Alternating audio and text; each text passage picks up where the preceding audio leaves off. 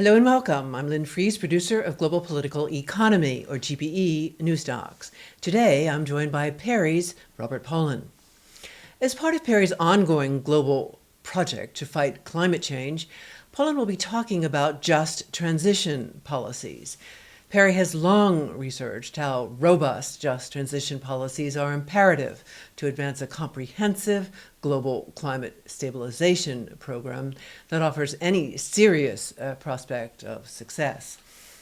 Today, we look into evidence that these just transition policies should also be understood as an entirely realistic prospect for all high-income countries. This based on new PERI research findings released this February in the paper titled Fossil Fuel Industry Phase-Out and Just Transition.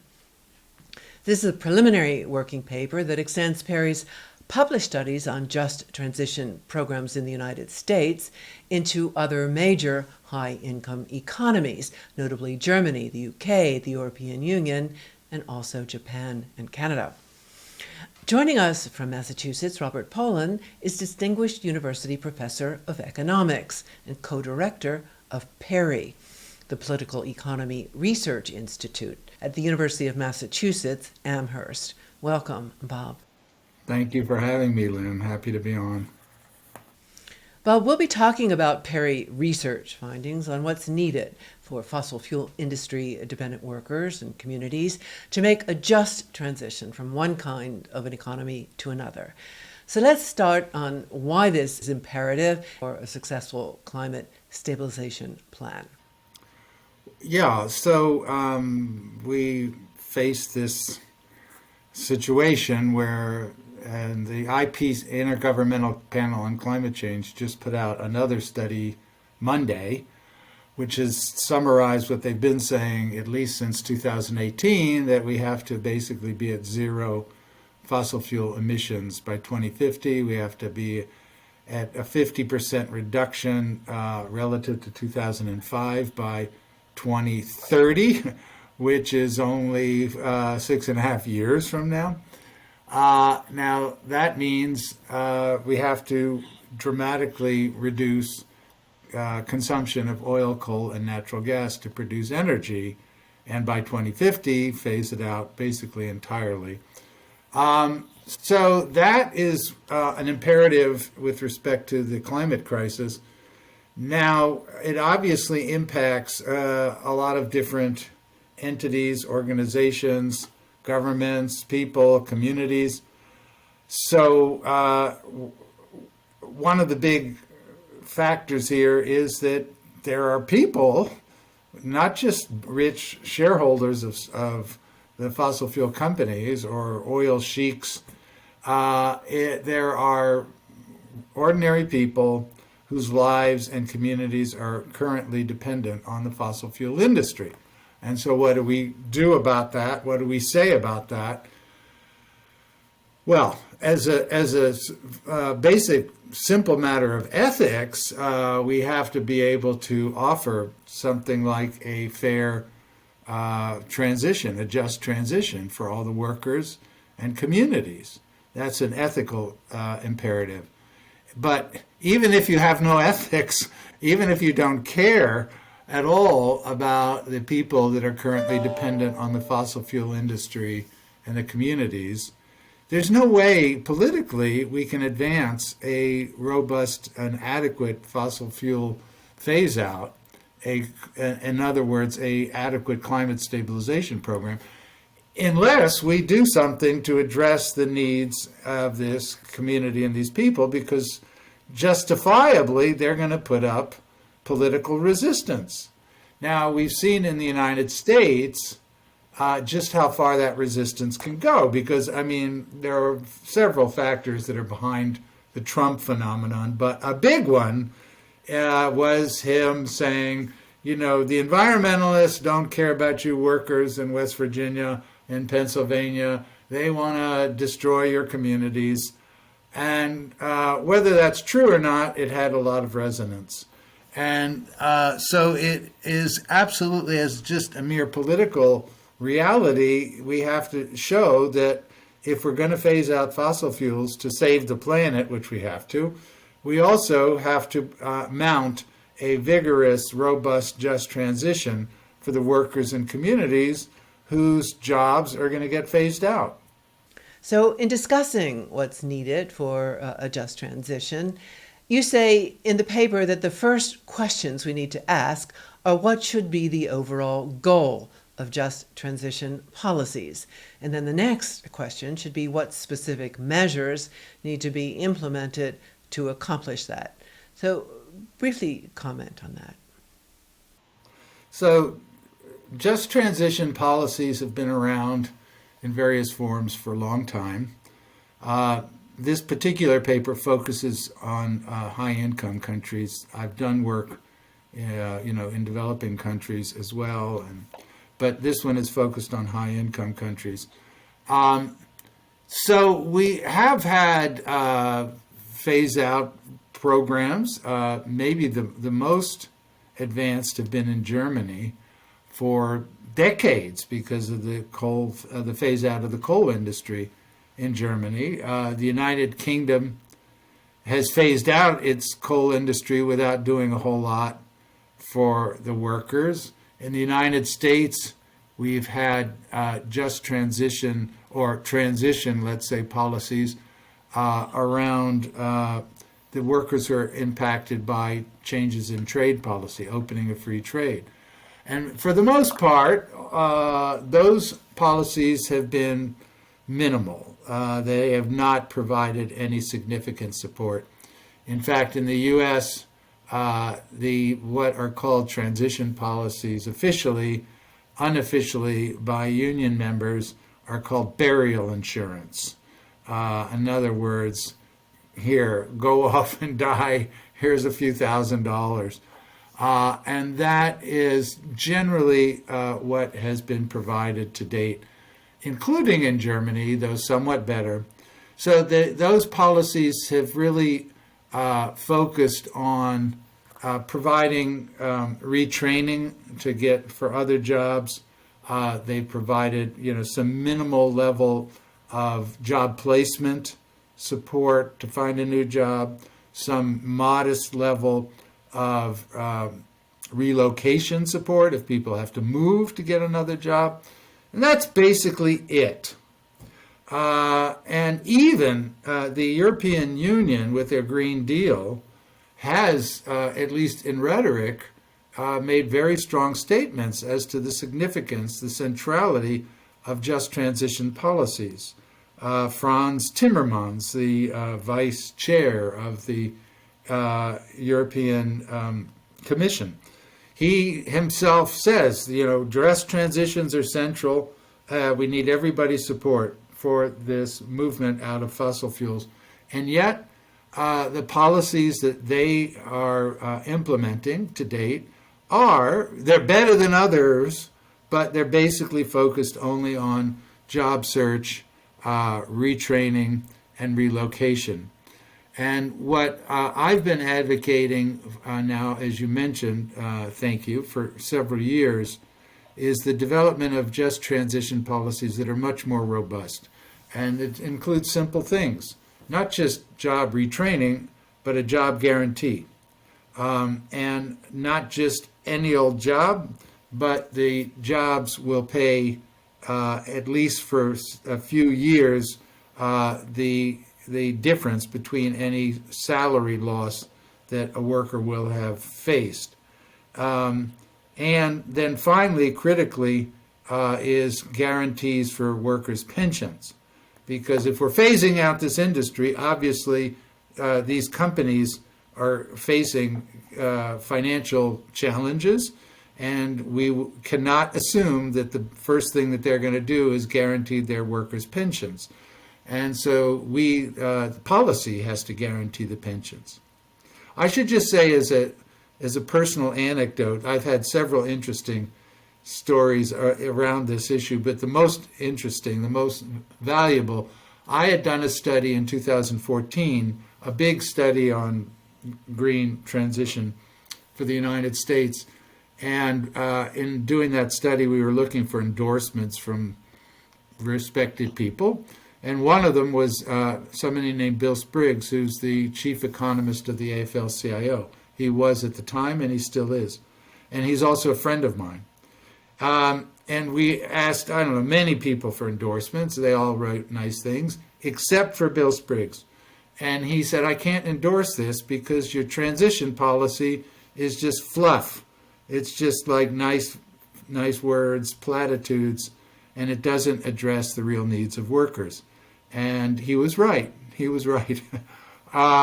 And at that time, I said, okay, you're right, Bill. And from now on, I'm going to take this issue much more seriously. So that's really how I got into the issue, recognizing that the kinds of things that I was saying, the kinds of things that were out there in the policy world are not serious. We're talking about fossil fuel industry phase out and just transition in high income economies. The working paper released this February covers PERI's study of Germany, the UK, the European Union, and Japan and Canada.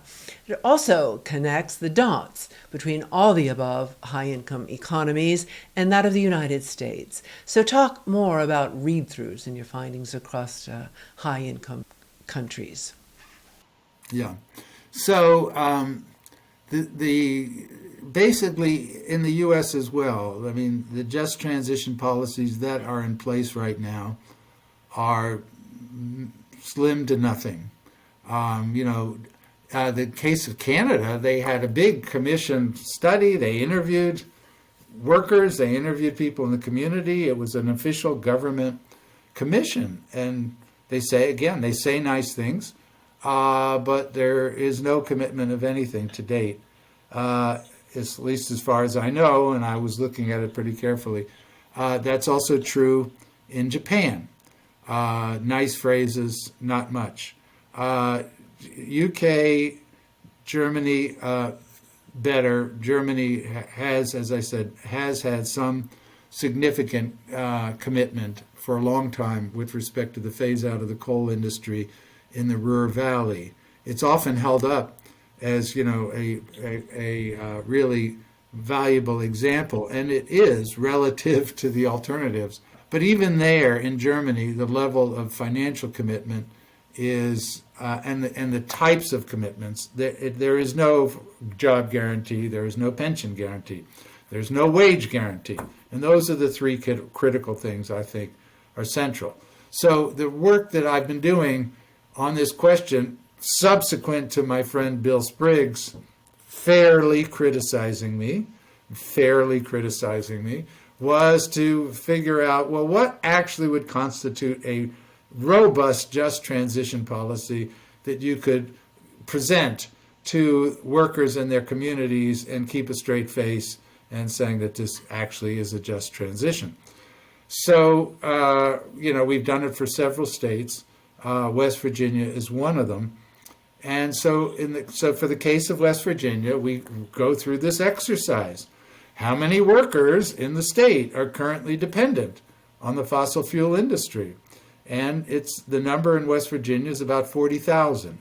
And that not just coal miners, but people in the coal industry, everyone in the fossil fuel, in the oil and gas industry, plus everyone in ancillary sectors, anything to do that are feeding into these coal and oil and gas production. So that's 40,000 people. So then we say, well, okay, 40,000 people, then what does a realistic phase out look like for those 40,000 people if we assume by 2050 all their jobs are going to be gone? But it's critical that not all of their jobs are going to be gone tomorrow. They're going to be gone over a generation, basically, by 2050. So, when we calculate the rate of annual job loss and incorporate the demographics of the age levels of the workers, so we are able to take account of voluntary retirements, what we're really looking at is about 1,400 workers per year who are going to lose their jobs and want another job. And so the focus of the study then is, okay, we're going to give these people, guarantee them a new job, guarantee them a wage equivalent to what they're making now, and guarantee their pensions. And in addition to the other thing, I'm not against helping people with job search, retraining, or relocation. It's just those should be seen as supplemental to, yes, you will have a job, yes, you will not face a significant income loss, and yes, you will not lose your pension. That's the critical things. So we do all that, and we take account of these workers and how much they're making now. We also do this as part of a green transition in West Virginia. And we say, well, yes, and West Virginia is going to be getting investments to build a clean energy economy, and that's going to create jobs. And we estimate that that will create 25,000 jobs in the state. Meanwhile, we're losing about 1,400 jobs in the state. So one simple way to think about a transition is, well, as many as possible, move people from the fossil fuel industry into the emerging nascent green energy industry. And so then we did all that, and we said, okay, you know what? It's going to cost about $40,000 per year per worker to do everything.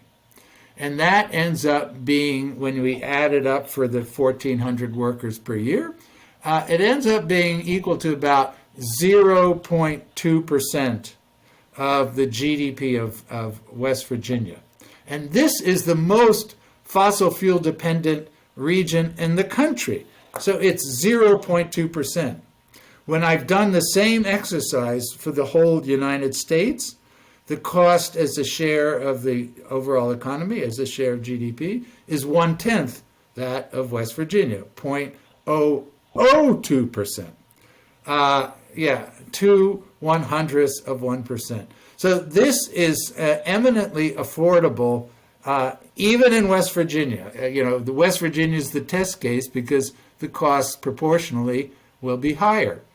Anyway, so those are the main results. And so the point that we conclude with is this just transition, a robust just transition, is viable, and it is the ethical right thing to do. I should note for viewers that the U.S. findings you refer to are based on studies of just transition programs PERI's published for the U.S. states of California, West Virginia, Pennsylvania, Ohio, Maine, Colorado, Washington State, and New York State. So the West Virginia study is one of a series that PERI has published on 8 states and on the U.S. economy overall. In this paper released this February, the West Virginia Just Transition Program features prominently as a case study drawn from PERI's research findings.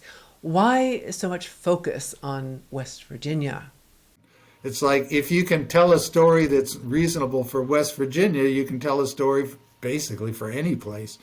As I said, thinking about, say, Trump, Trump got 70% of the votes in West Virginia in 2016 and again in 2020, 67%. And a lot of his appeal is, he's against all these environmentalists that want to take away our jobs. So how can we tell a story that is convincing, that is, really credible for the workers and the communities in West Virginia? And that really was our aim. And I think, who knows in the end, but we did have success in the sense that we did present this in accordance with the mine workers union and the overall leadership of the union movement, AFL-CIO, in the state. We were commissioned by a wonderful organization called Reimagine Appalachia. So it is really trying to think about not just West Virginia, but the 4 states, Pennsylvania, Ohio, Kentucky, and West Virginia, all transitioning out of their dependence on fossil fuels and into a new clean energy economy. They certainly can do it. And if we can do it there, again, we can do it anywhere. Bob, as we sum up, round off on some of the implications and conclusions of your findings on just transition programs in high-income economies. again, West Virginia has a very high concentration of fossil fuel workers. Like 10 times the level relative to the overall country, the U.S. economy. And so, again, the implication is actually analytically, financially, it is easy to do a robust, fair transition that is not, quote, burial insurance, that it is treating people with respect, understanding that their livelihoods are dependent. This is not the same as if you are a shareholder of a fossil fuel company. If you're a shareholder of a fossil fuel company and you know the company is going to be phased out, well, sell your shares and buy something else. The fossil fuel companies last year made $200 billion, the sixth biggest. So it's a fine time to sell. And recognize that this is going to be a phase out, and it's not going to affect your home, it's not going to affect your pension, it's not going to affect anything about your life if you're a shareholder of one of these companies. On the other hand, if you are a worker and this is your full-time job, or you're a member of the community, let's say you're a school teacher in a community whose tax revenue is dependent on fossil fuels, this is massive. Your livelihood, your community is facing a threatening of ending all the things that you're used to, and that this has to be seen as a front and center critical feature of any overall climate program. Yes, we obviously have to think about how we get off of fossil fuels. We have to think about how we stop destroying the Amazon rainforest. Those are good starters, but an equally important starter is to think about the workers and communities who are going to face major negative impacts unless there is a just transition program. This then brings us back to the point you made at the open of our conversation on why just transition programs are so imperative, not only on ethical grounds, but for achieving the level of political support needed to move onto a viable global climate stabilization path. In other words, for achieving the political support to phase out the burning of fossil fuels to produce energy and to replace the global fossil fuel energy infrastructure with a zero-emission, renewables-dominant infrastructure. It is a major challenge. I mean, we've seen what happened even with the Biden administration, which overall, in my opinion, has been better on these issues than I would have thought they were going to be.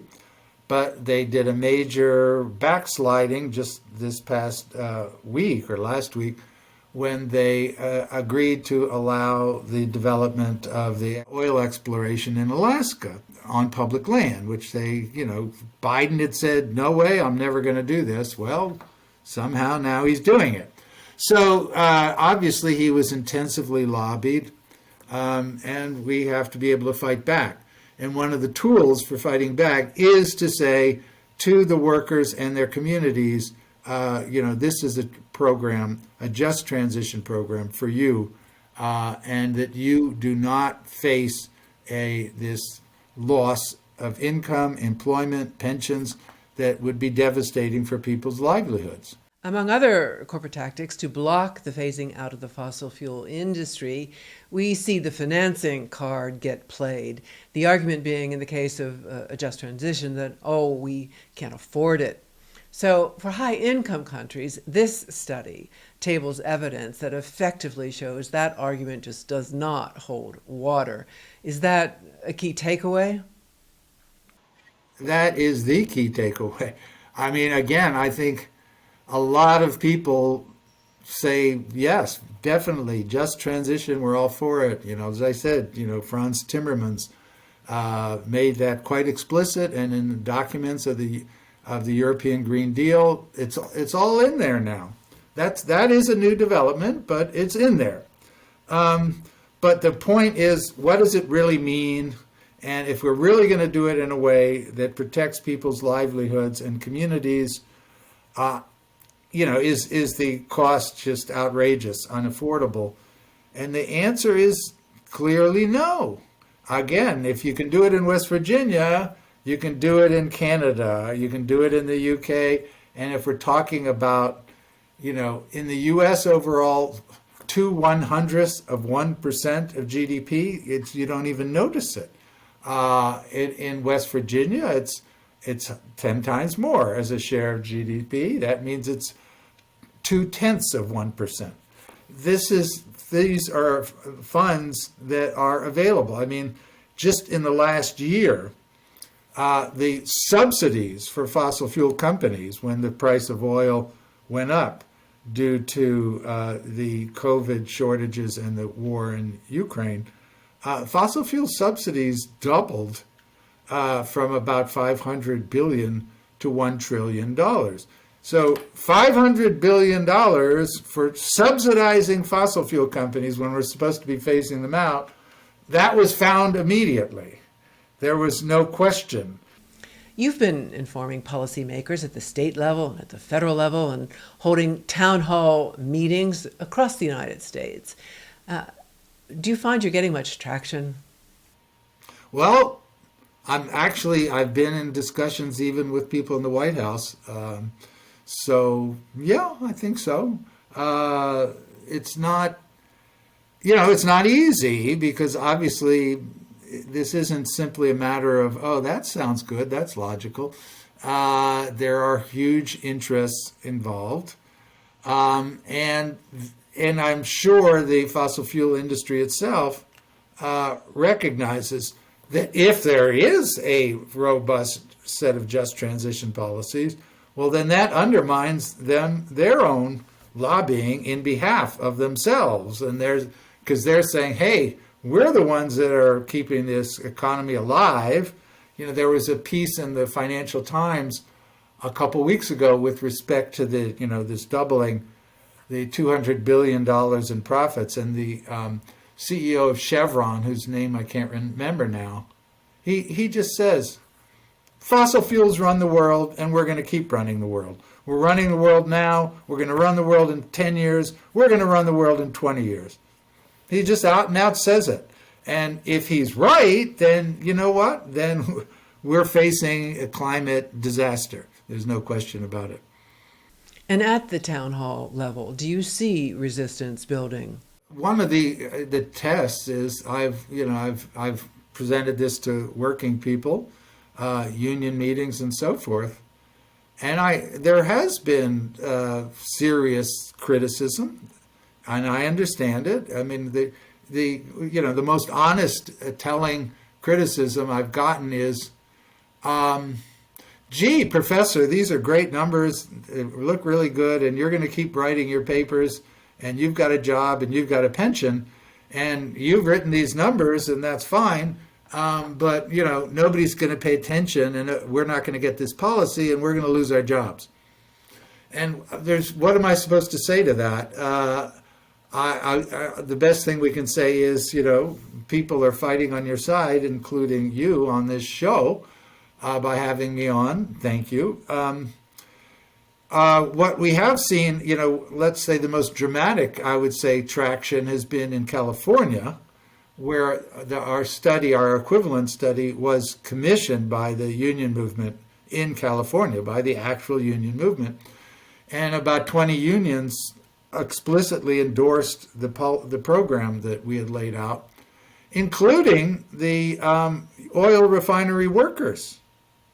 The oil refinery workers union endorsed our study. And the leader wrote a brilliant article in the Los Angeles Times saying, we know just transition policies are usually a bunch of just rhetoric that mean nothing and people forget. We know that. But if we're going to be serious, this program laid out by the PERI researchers is real, and we endorse it. And if this is the kind of thing that our policymakers are willing to put in place, then we're for a just transition. And we know we have to get off fossil fuels. This California study we've been talking about, and for that matter, all PERI studies on just transition programs, are available online at peri.umass.edu. And that includes the new paper on high-income economies we've been featuring in today's conversation. For today, however, we're going to have to leave it there for now. Robert Pollin, thank you. Thank you very much, Lynn. And thank you for joining us in this segment on fossil fuel industry phase-out and just transition with Robert Pollin.